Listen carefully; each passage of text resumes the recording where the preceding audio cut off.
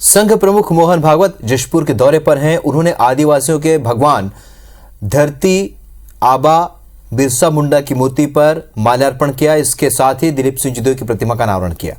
इस अवसर पर मोहन भागवत ने कहा कि भारत को सभी धर्म कृषकों और वनवासियों ने दिए हैं। जनजातीय गौरव भारत का गौरव है। उनके दौरे पर पीसीसी चीफ मोहन मरकाम ने कहा कि भागवत सामाजिक सौहार्द न बिगाड़े। छत्तीसगढ़ में सभी भाईचारे से रहते हैं, लेकिन चुनाव आते ही बीजेपी आरएसएस फूट डालो राज करो के एजेंडे पर काम करने लगती है। तो मरकाम के बयान पर भाजपा ने कड़ा रिएक्शन दिया है। पूर्व सीएम रमन सिंह ने कहा है कि मोहन मरकाम को संघ की जानकारी नहीं है। संघ राजनीति से परे एक संगठन है। वहीं नेता प्रतिपक्ष नारायण चंदेल ने कहा है कि मरकाम को आरएसएस और मोहन भागवत को समझने में समय लगेगा। इसके साथ ही उन्होंने कांग्रेस को डूबता हुआ जहाज भी बताया। हमारे पास एक गौरव है, उसकी सारी दुनिया को जरूर है। उसके लिए भारतवर्ष को इस गौरव को धारण करके खड़ा होना है। उस गौरव का परिचय हम करें, हम उसे न भूलें। हम अपने 16 संस्कारों को न भूलें। हम अपने रीति रिवाजों को, अपने देवी देवताओं को, अपने पूर्वजों को, उनके पराक्रम को न भूलें, क्योंकि भूल जाएंगे तो बड़े बड़े पराक्रमी भी निठल्ले हो जाते हैं। उनका स्वागत है, बशर्ते यहाँ सामाजिक सौहार्द बिगाड़ने का प्रयास ना करें। छत्तीसगढ़ की धरा हम लोग सब भाईचारा के साथ रहते हैं, मिलजुल कर रहते हैं। मगर भारतीय जनता पार्टी का और आरएसएस का हिडन एजेंडा होता है फूट डालो और राज करो की नीति। उस प्रदेश कांग्रेस कमेटी के अध्यक्ष श्री मोहन मरकाम जी को अभी संघ को और आदरणीय मोहन भागवत जी को समझने में बहुत समय लगेगा। मोहन मरकाम जी का अल्प ज्ञान है। संघ को जानते नहीं, संघ का ABCD नहीं जानते। संघ एक ऐसा राजनीतिक सामाजिक संगठन है जो राजनीति से परे है। तो मोहन भागवत के जशपुर पहुंचने पर यहां पर दिए गए बयान के बाद अब राजनीतिक बयानबाजी का दौर शुरू हो चुका है।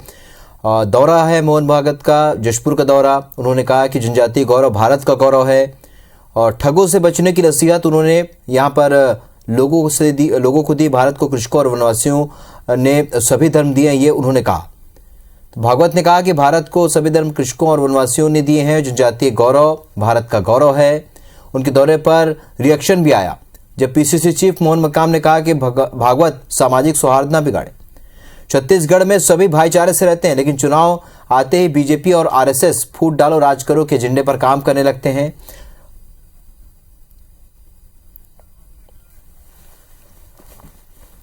रमेश शर्मा हमारे सहयोगी इस वक्त जशपुर से हमारे साथ लाइव जुड़े हैं। जी रमेश, बताएं आज, क्योंकि मोहन भागवत का दौरा, और जाहिर सी बात है जब मोहन भागवत दौरा करे और उस पर कांग्रेस का रिएक्शन ना आए, उस पर बयानबाजी ना हो, ये हो ही नहीं सकता।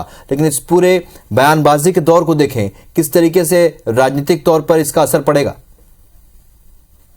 निश्चित रूप से आज मोहन भागवत इतनी भारी भरकम भीड़ देख के वो काफी प्रसन्न हुए थे और उनका कहना था कि वनवासियों में भाजपा के प्रति शुरू से ही स्नेह था और वो जनजाति सुरक्षा मंच को लेकर काफी उत्साहित भी दिखे। और आज उन्होंने मोहन भागवत ने रामायण के प्रसंग सुनाकर यहाँ के वनवासियों को फिर से अपनी एकजुट और अपना गौरव को बरकरार रखने का आज उन्होंने इसी वजह से यहाँ पर अपनी बात को सामने रखा था।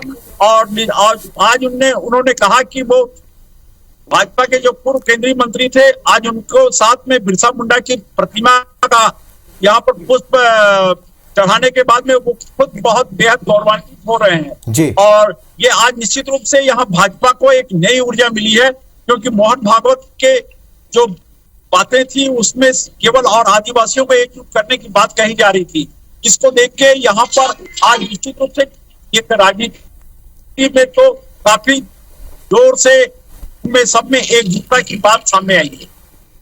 बिल्कुल, एकजुटता की बात तो यहाँ पर सामने आई है रमेश। एकजुटता की बात उन्होंने कही और लोगों से अपील भी की। और ठग कहा है, ठग का इशारा मतलब किस तरफ था मोहन भागवत का?